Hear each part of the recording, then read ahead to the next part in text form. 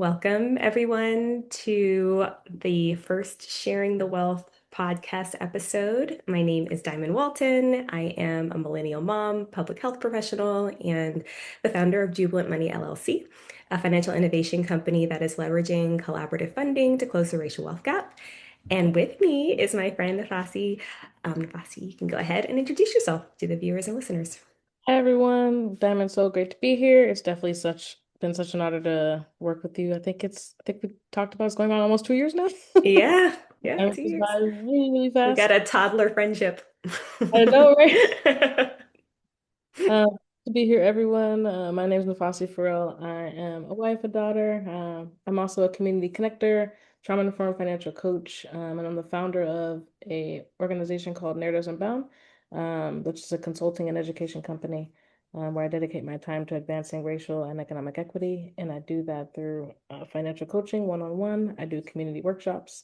So I run a community budgeting session that was actually amazing, amazing, amazing Mm. for wealth redistribution circles, um, and love supporting my community and helping them understand more about money, right? One conversation at a time. So very happy to be here, Diamond. Yeah. Yeah. So, Nafasi and I have been chatting for a while. And at the end of last year, I was thinking about ways to be in conversation with her more often. And the initial idea was to do a webinar series and kind of talk about, oh, maybe we could model what it's like. To have cross-class conversations about money, and just because that's come up a lot in our work. But as the planning started to unfold, we thought maybe a podcast is a better format, a bit more accessible to folks, and a little less stress on the production side of everything. So the plan is to have a limited series podcast, put out probably 4 episodes this year, once a quarter, on various topics that are connected to liberation and yeah, and just various topics that are of interest to us and excited to kind of collaborate on. And so, yeah, so kind of the goal of the Sharing the Wealth podcast really is to create a space for those who are seeking freedom from the stress of pursuing money all the time, and especially for those who are desiring financial wellness that centers reciprocity, versus kind of wealth hoarding or kind of preserving their own wealth. And we're hoping that yeah, you'll enjoy this conversation. So for to allow listeners to give an opportunity to get a better sense of why we're here, why we do this work. I want to open up the space for each of us to share a bit more about that. So, Nafasi, I'll hand it over to you to share a bit about why you're doing this work. No, thanks, Diamond, for allowing us to have the space. I would think of the many experiences I think that I've lived through my life thus far. Um, that's really push me towards this practice. I think it's a praxis, how we live Yeah. today. Has really been my proximity to those that experience immense oppression. And really in my family and in my community, a lot of mental health and physical disabilities, that didn't allow them to receive the resources that they needed to thrive on. And so that really pushed me to go out into the world and say, well, there's got to be something out there. There's got to be resources. Yeah. Our communities must be taking care of each other. We just don't have it in this little window of Altadena, California, where I grew up. So that really pushed me into focusing on this idea of praxis of liberation. Mhm. Doing is liberation each and every day. I even talk about that within our money practice. But I focused on racism, right, and political Mhm. divisiveness, and thought that that was the key. We all just understand more about race. If we all just understand more about politics and about Yeah. how we move and how we come together only, then we'll be able to get it together. And I really realized that there was much more to that. And it wasn't until my father passed away, with very little that, and realizing that most of my community at the time just didn't understand money, right? The basics of that estate planning, how to share financial resources in times of abundance, right? If you need something and you have it, know to share with your neighbor, right? Not Yeah. everybody in the family even knew that, even when they had the resources, or in my community. Mhm. So I spent my life really understanding how all those ways in which we are dynamically interconnected and how that relates to the political and how that relates to race, but that money is that foundation. So I really began in my youth years. I worked with the Black Panthers. I supported Okay. political education in Latin America. When I was in college, I moved up to Seattle. Then I built a restorative justice program, right? All in this idea that we can heal the world just through dialogue. The dialogue was it. If we just knew more, if we had more knowledge, then everything would be better. Um, Hmm. and I really spent the last 7 years of my life as a trauma-informed financial coach, and really 5 of those years in community with these 4 wealth redistribution circles that I really understood that it's about money. Meaning that the Yes. skills, the resources, the language, all the things that make us rich, amazing, beautiful human beings, that's what money is. That's what we have to offer each other. And we have to offer it to each other with kindness, with love, with grace, with Hmm. forgiveness, with all the things that our ancestors have not, did not be, was not, we're not able to do in many ways Hmm. because of the things that they faced. Um, and so that it is going to take us. Like we're people and we make institutions. And so it is on Hmm. us, right? So how do we want to support each other? How do we want to love on each other? How do we want to make sure that our lives and each other's lives are better so that we can thrive, right? And so that's all of some of that is really what has brought me to this being that I am today, right? I love What I hope it. to grow into in the future. So, Diamond, how about you? What brought you to this moment in your life? Oh, you're going into it well. I did not know that you work with the Black Panthers. Okay, we got to talk about that at some point. That you're in Latin America. Like myself, yeah. So, I mean, I started my career in public health. I was a community health worker. I was a Peace Corps volunteer in Peru for 2 years and working on a lot of issues around, sexual health and malnutrition in young children. And when I came back to the States, I was excited. I was ready to start my career as a public health professional, working for the federal government and doing all these things. And I did do that. And I also worked in at universities and really was kind of the go-between between these large institutions that were trying to put forth these big public health initiatives and connect to the community and make sure it was translating and people were getting the information they needed and the healthcare that they needed. But over about a decade of that work, I realized that, oh, there's a lot of racial health disparities. A lot of Black folks in particular are living sicker and dying quicker. And what I also realized is that often these communities were not being invested in. And so as I was kind of thinking through what I could do as a public health professional, I started to look around me at kind of the folks that were doing research in the area and seeing what kind of interventions that they were kind of putting forth to help address these racial disparities. And none of them were talking about money and investments in community. And so I thought maybe that is the key. Maybe I could kind of work on that and transitioned into philanthropy and worked a bit in the impact investing space, again, trying to mobilize resources toward communities of color. And worked many years about half a decade attempting to work within institutions to combat chronic disinvestment in communities of color, while also on the side, as a side hustle, trying to help low-income families navigate financial insecurity as a financial coach. And I decided that I wanted to kind of merge all of those interests. And I started a company called Jubilant Money, so I could actually express all of my skills and passions and interests in one place. And it has been a year this month that I've been working on this project full time, which is really, really exciting. And yeah, it's been a very interesting career, but I wouldn't change any aspect of it because it really has built me up to this place that's like I can see problems from so many different angles now, and I'm really grateful for that experience.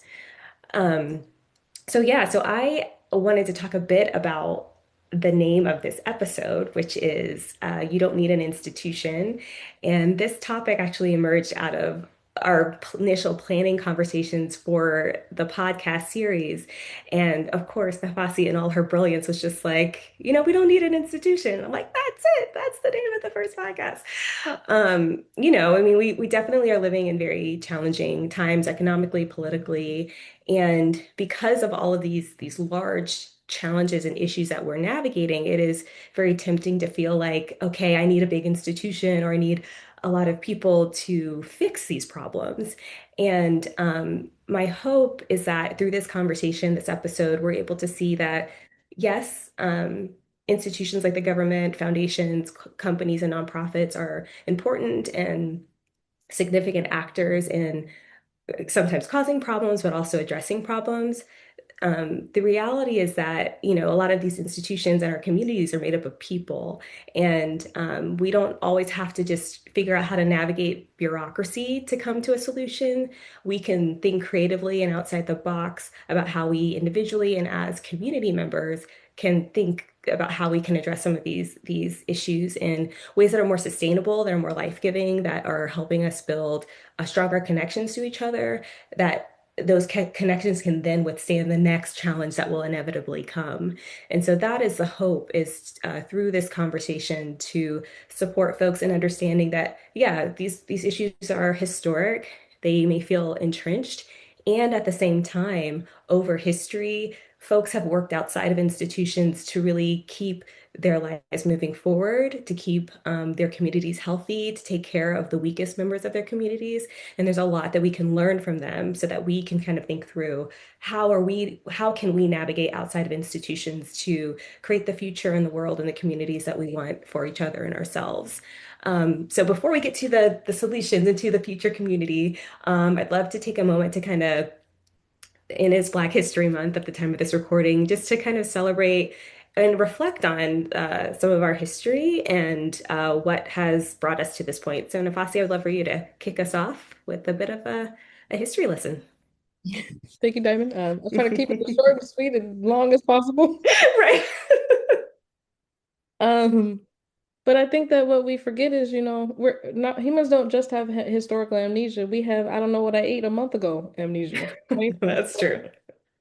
Keeping a track of our history is very hard. And because we don't Yeah. have oral histories, we don't have ways that our grandmothers ran away, didn't just run away from fear. They tried to make sure that we wouldn't experience the thing they experienced.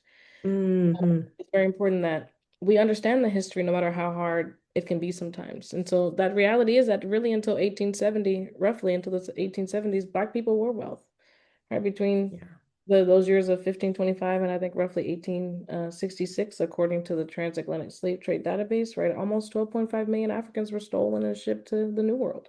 Yeah. Um, and about only 10 million survived. And this idea that slavery is gone is just it's not the case, right? We have Hmm. over 56 million people that are in slavery today. We have 8 billion people on the planet. Um, Hmm. and it's more intense than it's ever been, from domestic servitude to sex trafficking to bonded labor, child labor, forced marriage, right? Like it has grown in many ways that our ancestors just didn't, our ancestors engaged in many of these things, but not in the way in which we do. Because historically, slavery, right, was created off of your religion or your culture or your region, right? Not Hmm. the color of your skin, right? Hmm. Mm.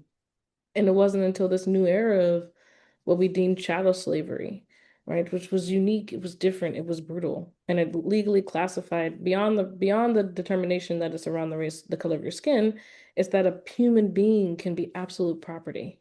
They could be chattel. And that historically was not normal, right? Slaves historically had certain levels of rights, right? You were human. Yeah. So you had status of some degree. You could have jobs, you could gain wealth, you could have a home, right? Hmm. And relegating someone to property then enabled total dehumanization, right? Hereditary Yeah. bondage, intense sexual violence. And that was really one of the biggest things. That person became absolute property. You're a commodity, you're bought, sold, inherited, right? Sold as collateral. That it's hereditary, it's passed on. I mean, we have some of this stuff happening in North Korea, some of these same ideologies to other Hmm. communities, but slavery was inherited. Children born to slave mothers automatically became the property of the slaveholder. Hmm. And this idea of race, of the color of your skin, really was embedded into this new way of being for our ancestors, right? And this is for our ancestors all over the world. And it heightened our ideas of extreme violence, right? If someone's not human, then what can we do to Yeah. have that Yeah. belief, right? This idea of this ideology of belief was so quick to take over people's minds, Hmm. right? And so we really understand that the United States became that unlike our ancestors that created, it was really defined by racial caste, right? By permanent status, by systemic profit-driven exploitation, right? This is about resources, right? All of our civilization building for the past 300,000 years has been around. How can I make sure my village survives tomorrow? Hmm. It just survived a volcano and only 10 people survived. Yeah. Our ancestors really lived. Those are not like TV myths. Like our Yeah. ancestors really like had periods of time where there was very little of us around. Yeah. And what could we do with what we had, right? And so we've been trained, even though we built all this wealth. We have all this wealth now. We built all of this wealth, and we still in this mindset of our ancestors from thousands of years ago. We don't have enough, right? Yeah, just preserving and protecting. Living and protecting. And of course, we see this built in different ways, right? Wall Street, we know is very, very, very, very famous. We Yeah. think many people don't know the history of where it came from. Yeah. In every city of every culture of every civilization, we built some form of Wall Street. But in the United States, it was here it became a trading center, right? All around the world, we have trading centers in 17th century New York. That was then Hmm. New Amsterdam at the time. And then by the 1700s, the New York had become like one of the largest slave markets in the North. Yeah. Yeah. How quickly trading centers become places where humans congregate, right? All over the Hmm. world. Um, and then we understand much of that, what we consider to be the slave market is what we now call Wall Street. Uh, Yeah. so we know that, during this time, Northern banks, merchants, insurers, right, we're heavily tied to Yes. building the South, right? Building Yes. Asian economy so they can what? Build more wealth, right? Right. Right. Good or bad, right? Good or bad. Yeah. In the ways in which our ancestors were living during the time, this was the system in which we as a species decided we were going to use at this time. Yeah. Uh, and so as people were classified as chattel slavery, people were mortgaged. They were used to secure business loans. You could be Yeah. were listed on as assets on balance sheets, right? We know this, but many banks that we know today, JP Morgan, Chase, Hmm. Wells Fargo, New York Stock Exchange, they accepted people as collateral. Yeah. Money. They have these on the books, right? So this period of time, which we are still living today, right? We're still living through Yeah. so long ago. Like this was actually yesterday. It wasn't that long ago.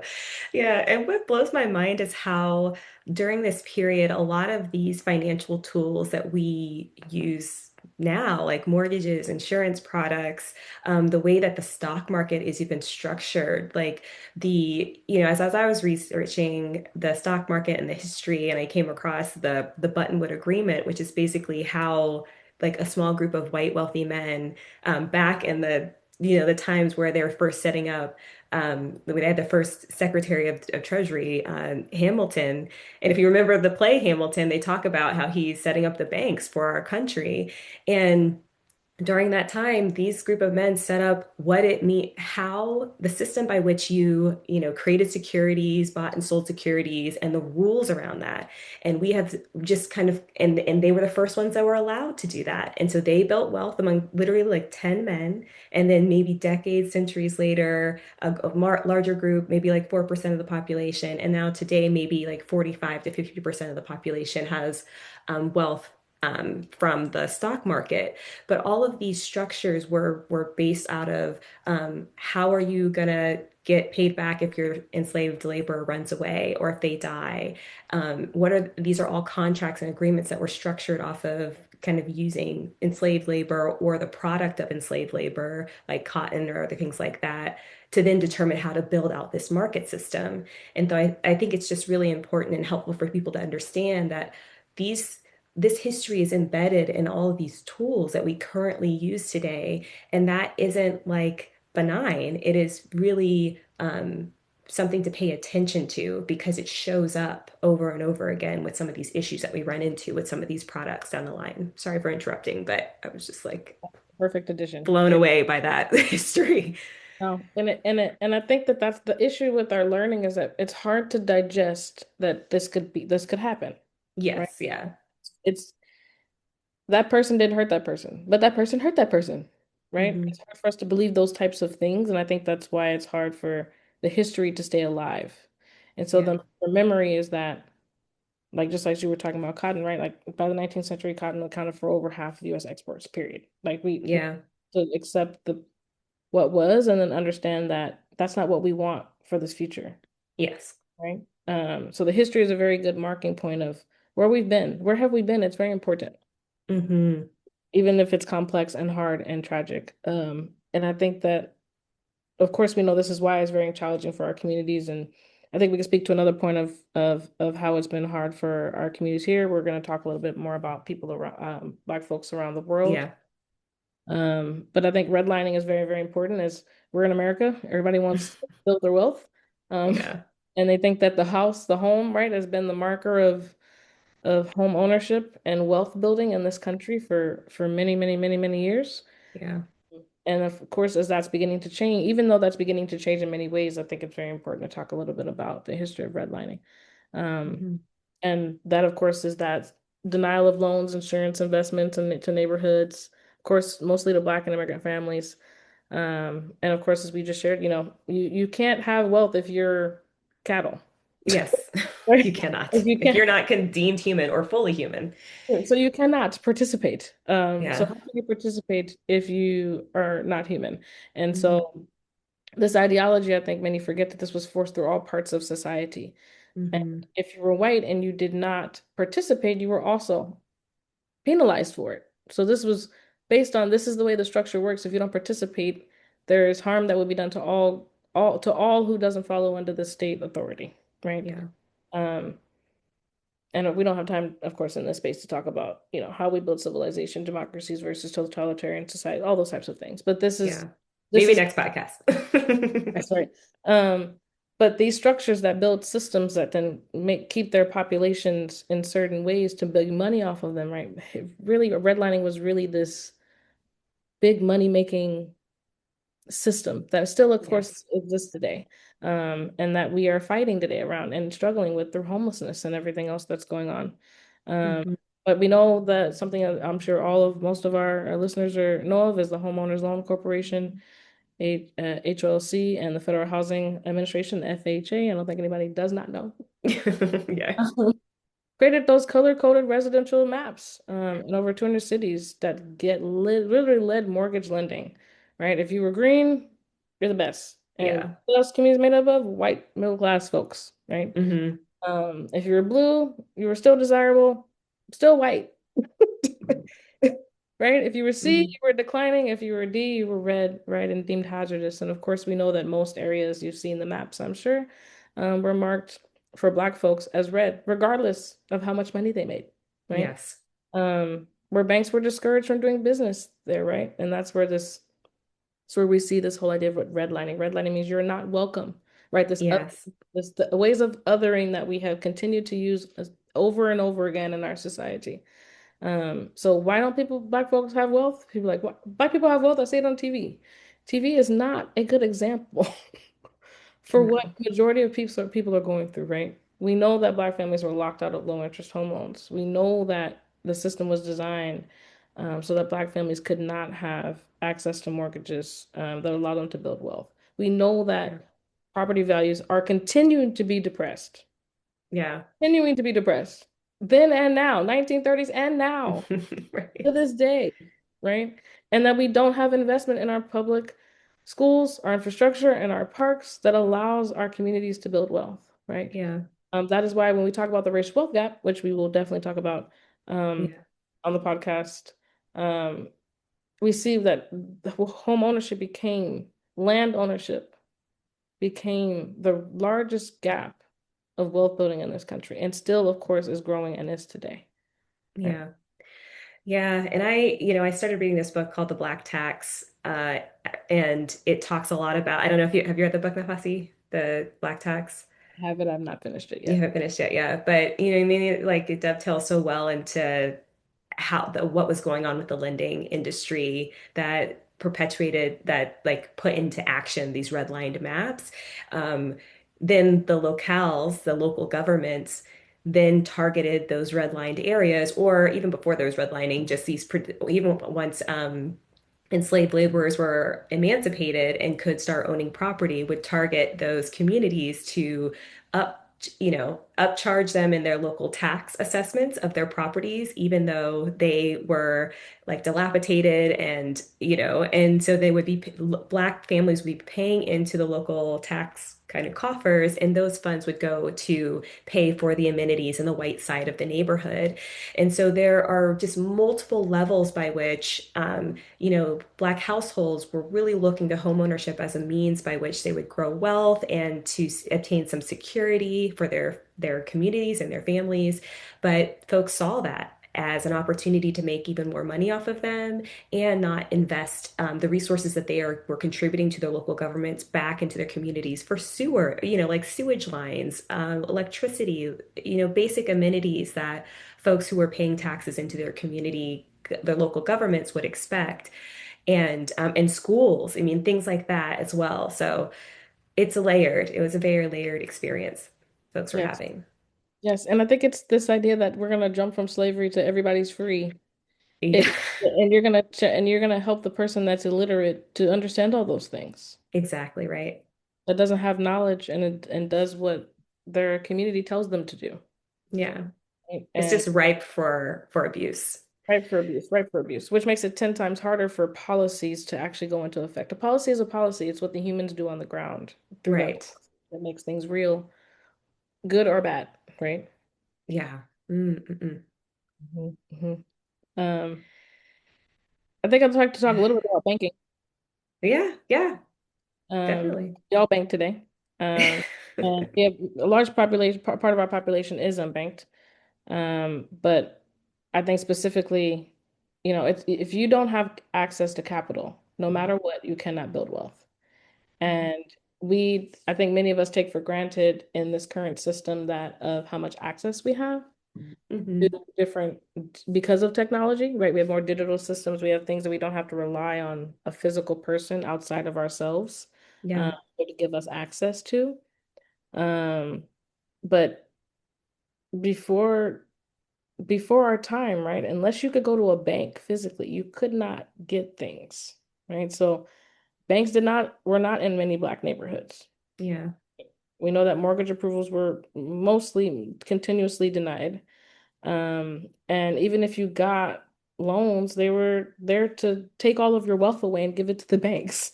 right. Um, and so we know something that the term banking deserts we've seen throughout this time period. And we still see it today, even with food. We have food deserts, right? Yes. We Of talk a whatever lot about that in public health, food deserts. Yeah. where if we don't have access to the resources, the buildings, the institutions that we need, then we're not going to get the things that we need to build and build further, right? Credit history, talk about we're not going to talk fully about credit this time, but credit became very, very important uh, Hmm. for us today. I mean, I've had two clients the past week. My credit, I'm like, your credit matters, but it definitely matters a little bit less than it used to, Yeah, that's right. right? And if you're wealthy, you never hear wealthy people talk about their credit No, ever. you're Yes. wealthy, your credit is pretty much irrelevant unless you're out there doing some really bad things. All right. Yes. Right? That's true. Um, and so you can be financial literate all you want around the system. If you don't have Hmm. access, you cannot have access. And so that's Right. like we say more important. It's very important to understand, to want to learn more about not just this history about financial education, about the resources and tools that are available, because we actually for the Yeah. first time have capacity to have access. Yeah. We don't just have to do payday lenders. We don't just have Hmm. to do money orders. I mean, my family just stopped doing money orders. Yeah. 80 years old. I have to do a money Hmm. order because when they have all had all this other access, right? And Yeah. our ancestors did not have that access during Yeah. much of our history. We just did these things didn't exist before them. They didn't. These things Yeah. didn't exist. Right? A Roth IRA is only 28 years old. People think this is old. Like this stuff is new. Uh, Right. Yeah. and so this idea that we had access to insurance and advising, Hmm. we just didn't, right? So we do now in many ways, but we still have to Yeah. be careful about how we Yeah. engage with, homeowners insurance and what our coverages are and how our property values, depending on where we're, still decline. And Yeah. we do have to pick the right financial advisor because we know that the financial world is strife with people that don't have our best interest, right? So the importance of having fiduciary advisors and understanding Yeah. tax strategy, understanding estate planning, um, Yeah. having a desire to understand how your retirement works, right? These are things that we Yeah. were all completely did not have access to. that we Yeah. were barred from having access to. And so, of those many challenges for our communities, those are just some. Yeah, just like a teeny tiny smidge. Yeah, and I will say maybe to like wrap up maybe some of the history and bring it to present day before we transition to like across the ocean. I will say it can still be challenging because in my time as a financial coach, I would talk to folks and they would just they had a budget and they were trying to figure out how to spend less and they're doing everything that like the typical traditional financial advising kind of resources would tell them to do. And it still wasn't working. And the reality is because, we have this long history, but we also have our present reality where Black folks and Black women in particular, like their income is a lot lower than their peers. And so the amount of money they have to spend per month just barely matches their expenses. And so it'll be hard to really get that cash flow going to the point where they're actually getting to a point of saving. And so if you can't get to the point of saving, then what do you turn to? You turn to debt, you turn to your credit cards, or you turn to the payday loans or things like that because you don't have enough income. And then you're trying to pay off this debt. And so there's just so many, again, I think about the layered, lived experiences that we're navigating in terms of like, especially right now, unemployment or underemployment, low wages, being in jobs that may not have pensions. A lot of jobs don't have pensions, or jobs that may not have a retirement savings account that you can contribute to or that your employer is contributing to. And then a lot of times, especially women, have a lot of caretaking responsibilities and sometimes sole caretaking responsibilities. And so that is a bigger drain on their financial resources that are coming into their homes. And so just navigating just that baseline and then layering on top, trying to navigate insurance, if they have to file a claim and may or may not get it actually approved, or other emergencies that come up, navigating taxes and things like that. So, um, there are many ways that I feel like we have more options and we have more opportunities. And I feel like history still is like rubbing up against all of those current opportunities still. And so that's why I'm excited to one, I want to talk a bit more about what's going on outside of our country, but also again, as we move the conversation along to like what there is light at the end of the tunnel. It's not all bad. Yes, not all bad, not all bad. And it hasn't always, even when it is really bad, there's always beautiful things happening at the same exact time. And so I think that's just so important to keep at the front of our minds, so that we're not consumed by the things that are so bad. But I'll hand it back over to you to talk about what's going on in Africa and the Yes, Caribbean. yes. And just to say that, every period of time in which humans have been living, the challenges always abound, but for us, we have so much converging in this period of human history. Yes, We, yeah, we this have is so not exciting. we're living in a technological transition, just like we did in the 2000s, but this is different. This is Hmm. it's not different, meaning history hasn't given us these times of churning and creation and industrialization and the Hmm. way in which we use our resources. But this time is everything converging on many levels, Hmm. where we see currency devaluation all around the world, which, we just started using fiat currency not that long ago.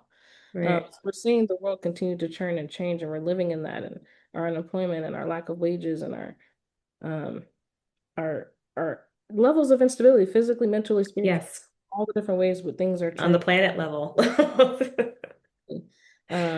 Is going to take us to be more brave, more courageous, more loving, and more caring for Hmm. ourselves as we take in the bad of the history, the things, the challenges we're facing today, and then our hopes of tomorrow, Yeah. so that we don't continue to repeat as wealth is Yeah. destroyed and then built. Yes. And even though you and I and all the most of our readers will never be able to see 300 years into the future, Yeah. these seeds that we're planting today are going to create these new amazing things that we're going to get to in a little bit here, Hmm. around Hmm. the possibilities that we have around no matter what system or time in history. These are things that we can always use, Yeah. support and care for one another. um Mhm. But yeah, let's talk a little bit about, we know that slavery is a global endeavor, right? Yeah. Part of civilization. But beyond the United States, we know that, of course, the slave trade brought folks to the Caribbean, to North America, where we are, and to Brazil. We know that Brazil has more enslaved folks than any other country in the world. Um, as we think of people being transported as slavery, if we think about slavery in a different way, China might win that. Uh, Mm, so um, we know that plantation systems, in Haiti and Jamaica generated much, much wealth, right? yes. And that racial hierarchies were embedded into all of the systems, just as they were. So they created in the East and came to the West, right? So these ideologies just trans have been transformed and transformed over time. Hmm. We know that much of this also resulted, especially in Africa, in resource extraction, right? Rubber, gold, diamonds, we hear about that all the time, in South Hmm. Africa, West Africa.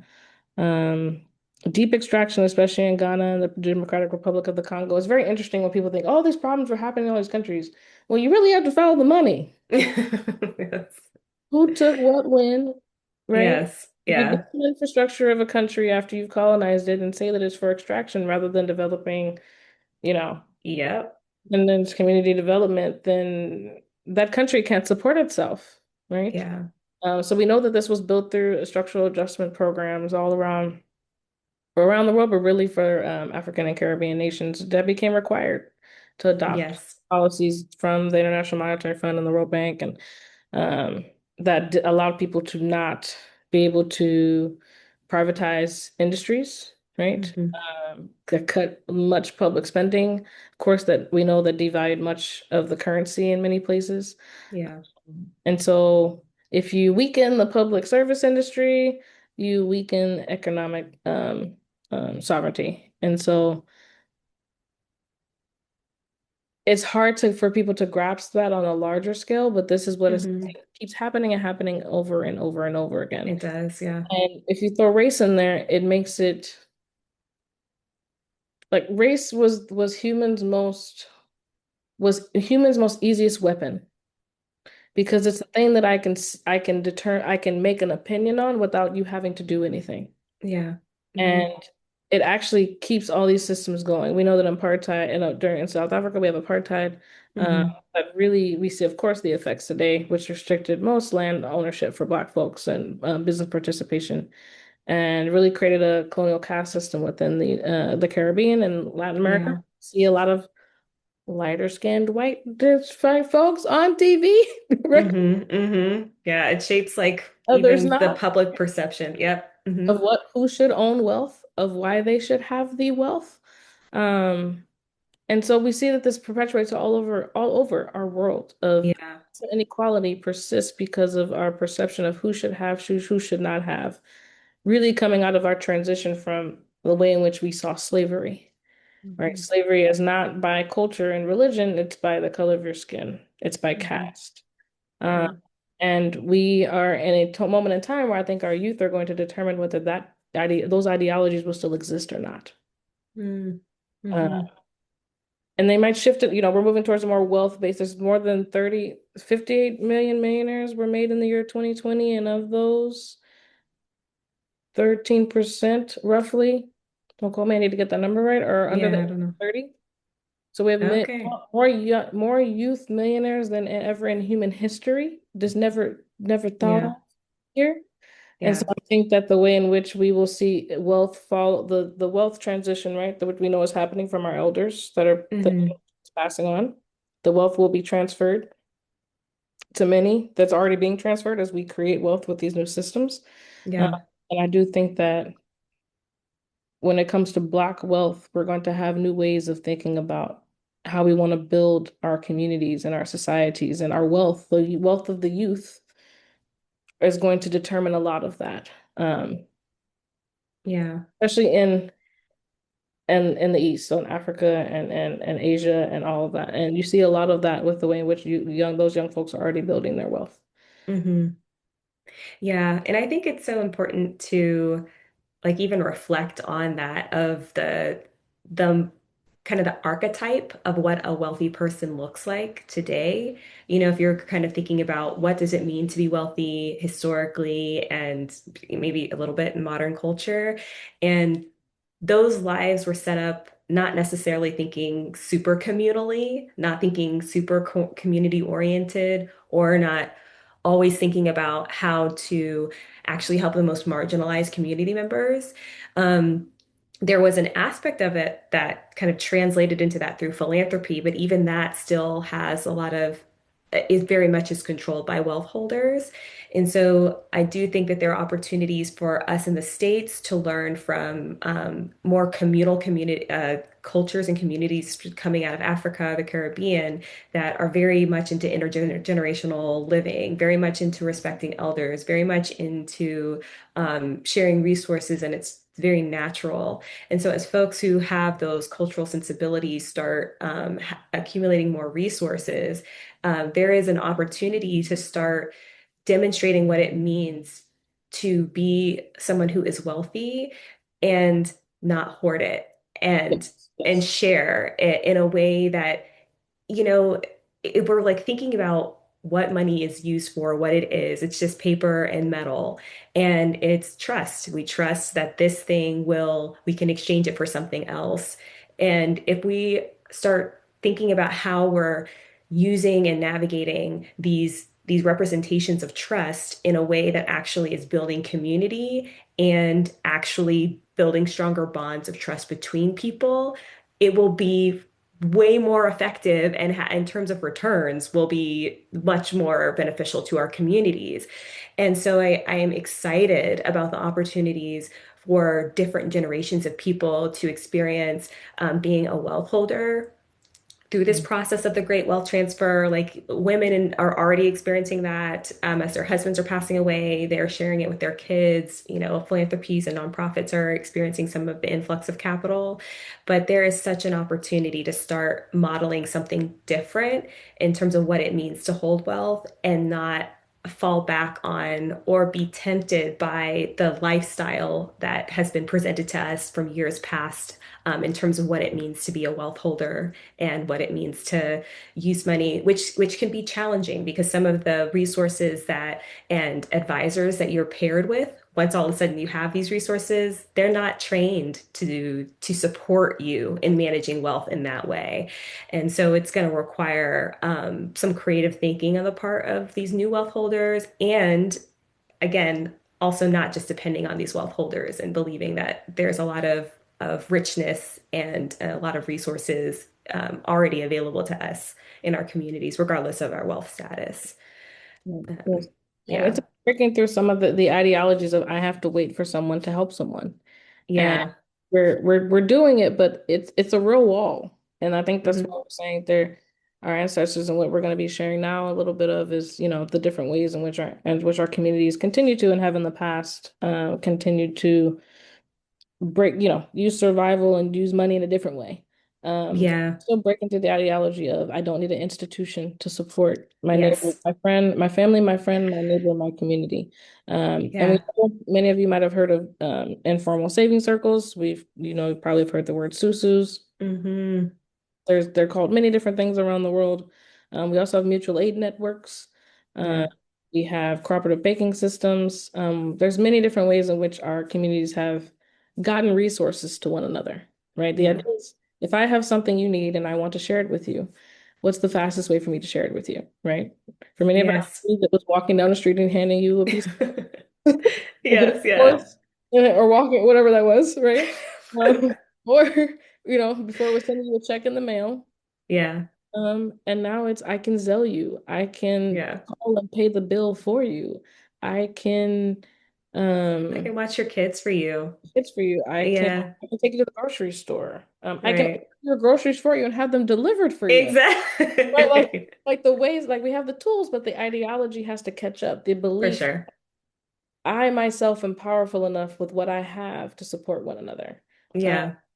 and I think we've done that. We've done that in so many different ways, and we need to think of even more imaginative ways Yes. to do that, right? This shouldn't be the end, this should be the beginning. This is the Hmm. beginning of the thoughts, of the ideas, of the ways in which we can build a world where we have what we need, we can thrive in that. The networks, right? Get us the things that Yeah. we have. The idea is that we know that the world has all of our needs. Our needs can be met.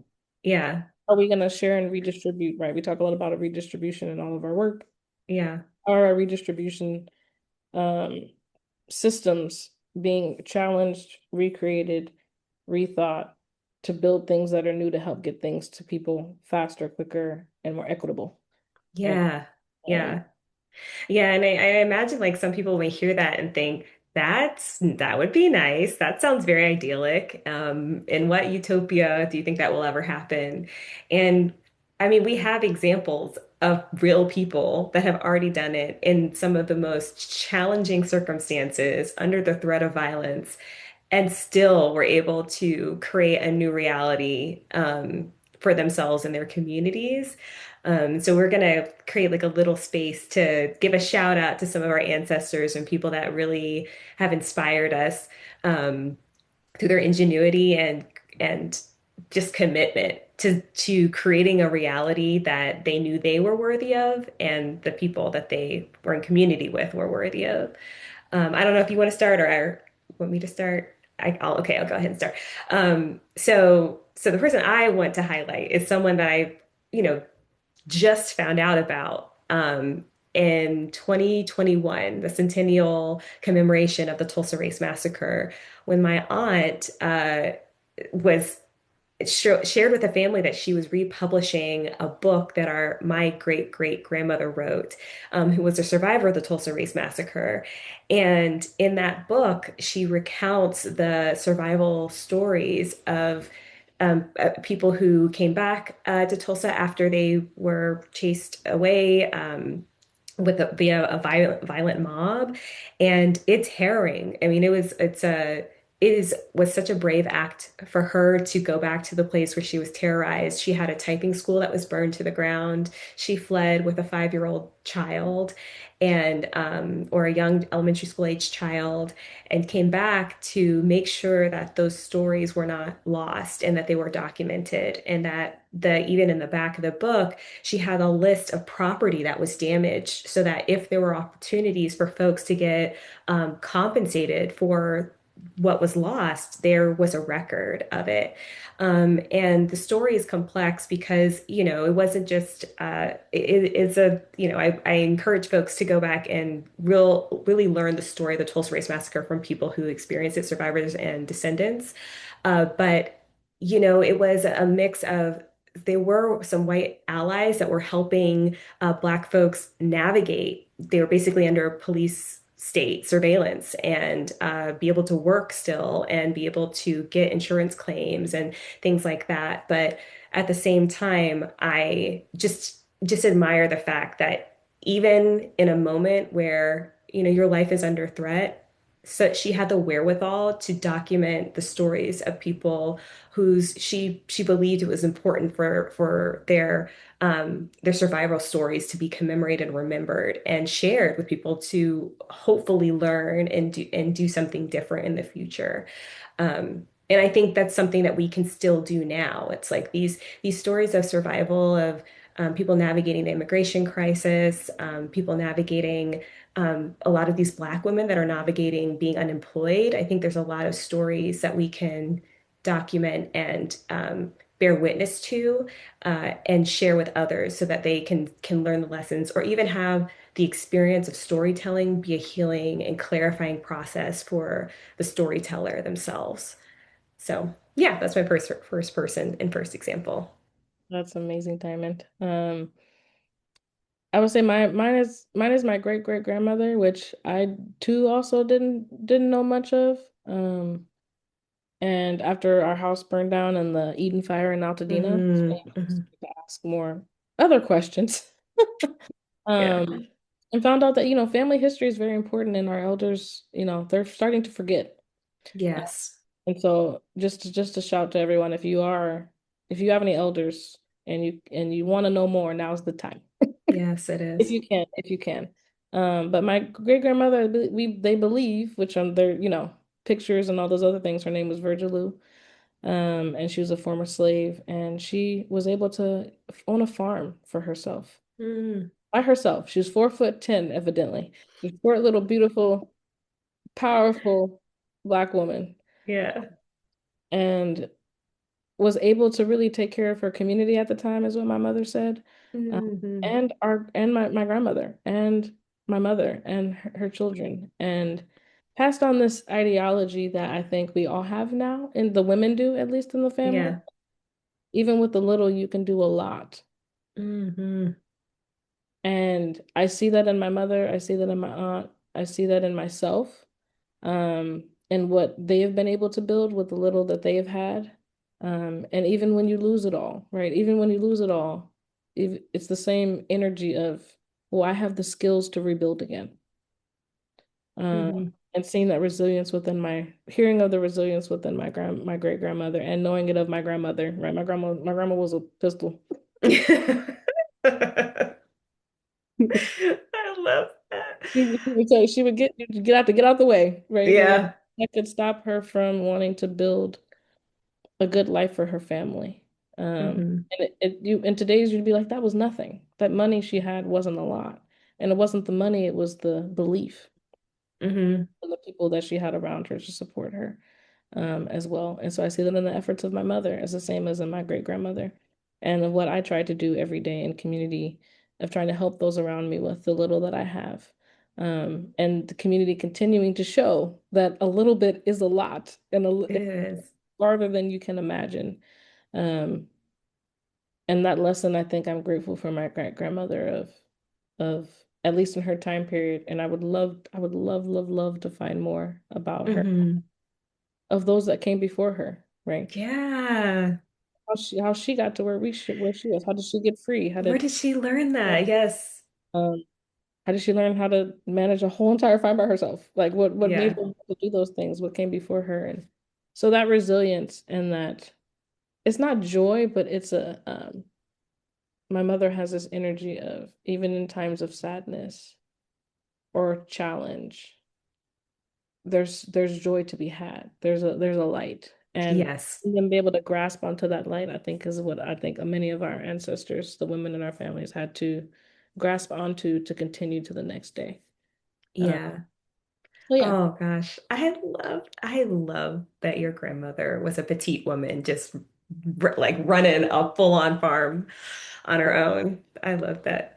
I will say, so the next person I wanted to share about is Maggie Lena Walker, who is actually from the city that I currently live in, Richmond, Virginia. And if you're from Richmond, Virginia, you probably would you know her because there are many places named after her. But she was the first woman and Black woman to charter a bank, and that bank actually stayed in operation up until like the financial crisis. Early, I mean, it had been bought and kind of sold, and it was under a different name. But I mean, her mother was, I think her mother was in slave labor that had been freed and was impregnated, I believe, by um, uh, a soldier from the Civil War, and so she's a biracial woman, and she was a teacher. And less like Sunday school teacher, taught in the church, and saw that, people in her community did not have what they needed. There was no institution, no place for them to save any money or to learn about saving. And so she started with like a penny savings bank, and even kids could use her services, and people would just share and save the little that they had. And were able to, I think she also published a newspaper. And so she herself, not a trained financier, obviously didn't go to any business school, and didn't come into thinking like this is something that she wanted to do. She just saw the need and created the resource that people were seeking. And in doing so, I mean, the bank lasted a really long time through a lot of economic turmoil in the country. And a lot of folks, I think now, especially as I have been transitioning out of the public health sector, kind of moving into the philanthropy sector and wanting to do more in the finance space, it's challenging because a lot of people are like, well, what do you know about finance? And where are you a certified financial planner? And what's your background? And what are you bringing? And I think it's really, I think there is not enough attention paid to the people that are on the other side of these financial transactions, because they actually know what it's like to interact with these products or to have experiences with these financial institutions. And what I saw from Maggie Lena Walker is that's all she was focused on. She was like, people need certain things, and this bank or these savings accounts, these are just tools so that people can have more dignified lives. That was her end goal, not these institutions. And so, like, I think about her a lot as I try to figure out, the work that I want to do in finance and kind of understanding how our economy works and how it impacts communities of color.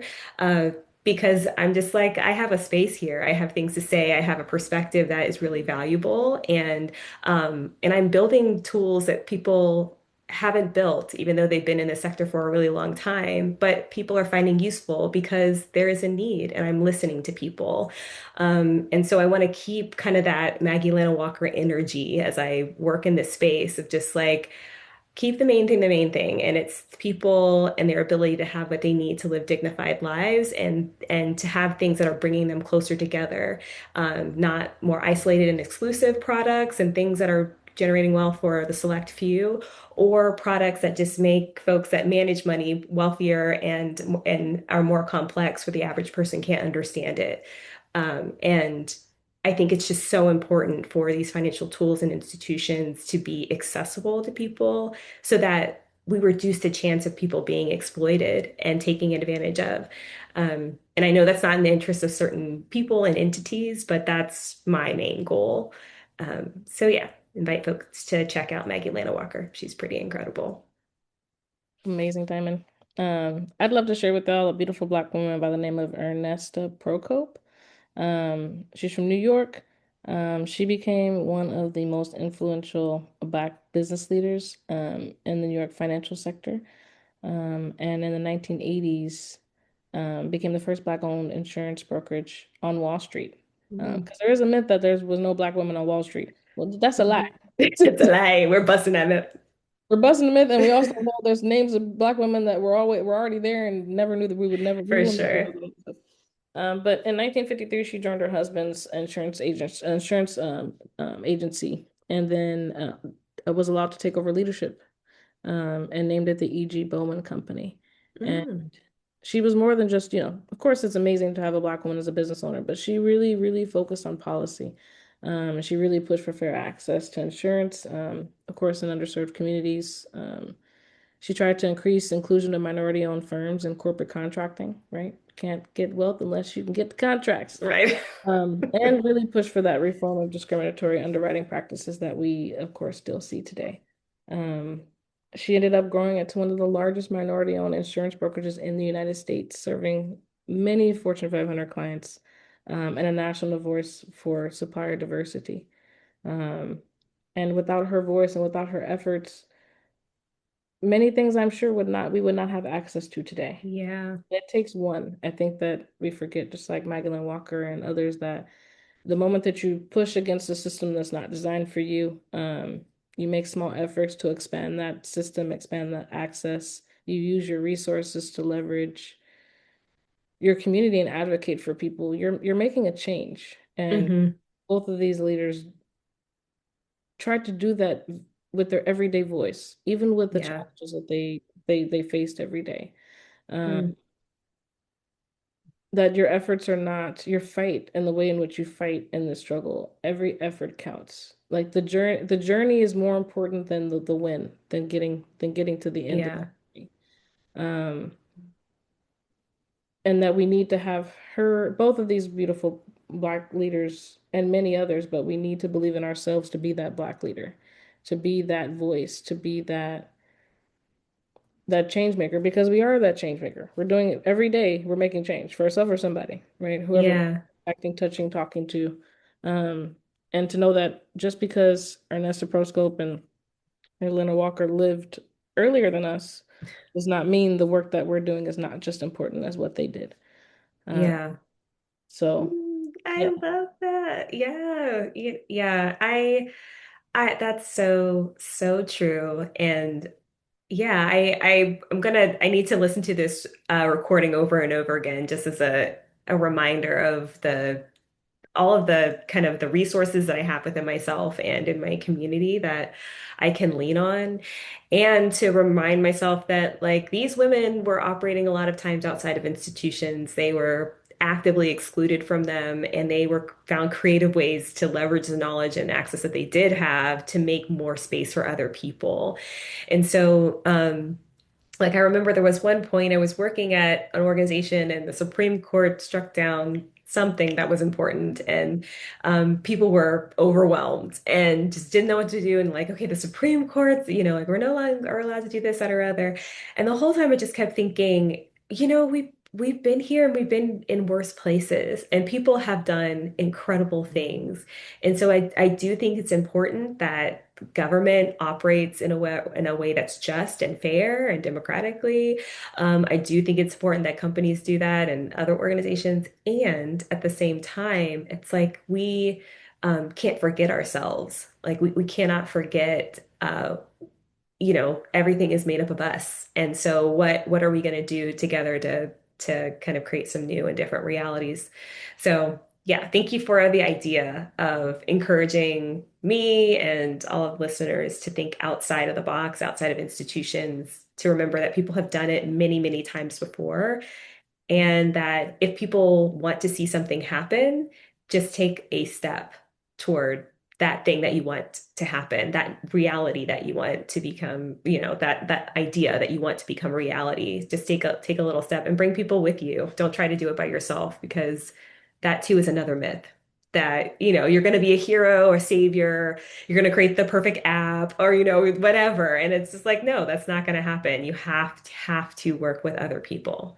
And it's harder, and it can go a little bit slower, but it's the only way to do it. Hmm. Hmm. So, yeah. Yes. Yes. And I think that's, I think that's why I think in all of our work, we're pushing us, ourselves, and others to be action oriented, right? Yes. What is your praxis? Right. And I think Hmm. we say, how can we take a step today? We want to think about that in a few different ways. Hmm. We always say, don't let being outside of an institution just because you can't walk in the door, can't have access, stop you from doing the things that you want to do in the world. Exactly. Fighting for the way you want to, building that business, right? Going to do that fun thing that you love to do, right? Yeah. Showing up for yourself, right? You have to show Hmm. up for yourself and then for your community. And then just like Diamond said, right, looking for an opportunity to be creative. You are a human being made of stardust. You're literally creation. What would you Hmm. like to do today? What would you like to do today? What would you like to do today? That is who you are. You're a miracle. Yeah. Um, and then to do it with others, right? With our wealth redistribution communities in my company, I've really realized that it doesn't take a lot. You really only need to gather with, 5 day people, no more. And sometimes Hmm. three is all you need. Two might be a party too sometimes, but you really 5 day people, and you can easily just get together and redistribute what you have, right? Yeah. One of our cohorts has just decided because people have lost their jobs, people are in all different spaces and sicknesses and illnesses. We're just Hmm. gonna give what we got. You got $5, they got $10. Here you go. Right? Yeah. I have something I can help, I can give. And so that when you do become millionaires, you can give as much as you want, right? Right. But that little bit, that transformation starts literally with the little that you agree that is possible. So Hmm. that can grow into something abundant. Yeah. This belief that we try to share, we've shared at the beginning, but want to really push home is that you need to desire to grow your wealth. You need to Yeah. desire to want to have enough to thrive and have enough to share in abundance with others. That means you must learn about investing, right? You Okay. must learn in the ways in which you can invest that are aligned with. It's very important that you know that you need to grow your wealth so that you can share your wealth, right? We all are continuing to share what little we have, but what about if we desired a little bit more and we could have that more, that we could share more, right? You don't need an institution to do any of those things. We need the belief to do so, right? Hmm. Um, and so it starts with us. So don't let anything you see on television, read on your screen, stop you Yeah. from the thing that is in your heart and serving yourself and your community. Period. Right? I think Hmm. that Diamond and I are living, breathing examples of those things, and there's many of us that are already doing that. We need to believe it and continue to grow that within ourselves and with our community. Anything Yeah. else you add, Danny? Yeah, and I will say that, I am not just like a nice person or like a good giving person. I have a particular religious background and I have like certain religious principles. I'm a Christian, and certain religious principles that say that I believe in. And I find this work is a really good opportunity for me to actually practice what I say I believe. And a lot of the things that my faith tradition believes is very redistributive. It's very communal. It is not solely focused on wealth accumulation just to accumulate wealth and go on nice vacations. It really is. We have resources to help the most marginalized people in our community, and that is the point. That is the point of the resource. The resource is not just to have it. And so, I encourage folks to kind of reflect on what are the values that are the guiding principles of your life and give yourself an opportunity to, especially when it comes to money and financial resources, to give yourself the space to think through can these become more in alignment? Because there's a lot of opportunities to live out like deeply heartfelt beliefs about how you live in community and how you live with nature through the use of money. And I found that to be a very liberating experience once I let go of a lot of notions that I had been kind of have been planted into me by my employers or by culture and society. And we're able to kind of actually connect how I use my financial resources with what I believe about myself and what I believe about other people and what their value, their inherent value. And to be able to interact with them in ways that demonstrate that I believe in their inherent value. So yeah, this work is really exciting and important to me, and I'm so excited to be in conversations with folks like Nafasi. I'm really, really grateful to you and to the ways that you push me to think more expansively and to not just dwell on the hard stuff, but to really give space for imagination and dreaming. And yeah, I really just respect you and the work that you do. It's really cool to work with you, collaborate with you. Definitely. It's been a beautiful journey. Your heart is beautiful and out for everyone to witness. And, Oh, you know, God gives us all the tools and skills and talents and things, and I'm grateful that I get to be with you and get to see the light of God in this world and the work that you're doing. oh, it's too early in the week to be crying. I guess it's late, but Ah, well, thank you, Nafasi. This has been so fun. And thank you to all the listeners, maybe my mom and a few other people and all the other people that choose to listen to this conversation. I hope that it was helpful and edifying. And yeah, I look forward to releasing a few more conversations later on in the year. But until then, take care, everyone, and stay safe out there. Yes. And if you want to support our work, you can learn more about Yes. Nerdos Unbound by visiting www.nerdosunbound.net. Follow us on LinkedIn and Instagram to stay in the loop at what we're up to. Yes, yes. And if you want to learn more about Jubilant Money, you're welcome to visit our website at www.jubilant.money. That's JUBILANT.MONEY. You can also follow us on LinkedIn and Instagram at Jubilant Money to stay in the loop of what we're up to as well. Yeah. So, And we want uh, to offer a couple of resources to y'all before we yes. this journey with money can be hard, but it's very important that we learn our history. So definitely want to suggest a great book on money, Depth, the First 5,000 Years. Hmm. It'll be um, great entry into the way our ancestors used money. Just say, please nourish your nervous system before you engage with that content because it's Yeah, heavy, it's heavy. It's long. It's long and heavy. It's very, very important. it is, yeah. So to understand more about us as Yeah. his humans. Yeah. Um, and I think we just want to leave you with a little practice. We are dreamers. Diamond and I are dreamers. We're Yes. always dreaming towards the future. We are. What others cannot see and what we cannot see. So I think we want to leave you with a little imagining exercise. So take a moment now, write this question down, and take it with you, and think about how are you actively thinking to change the way you think about what is possible for yourself and for your community. All right.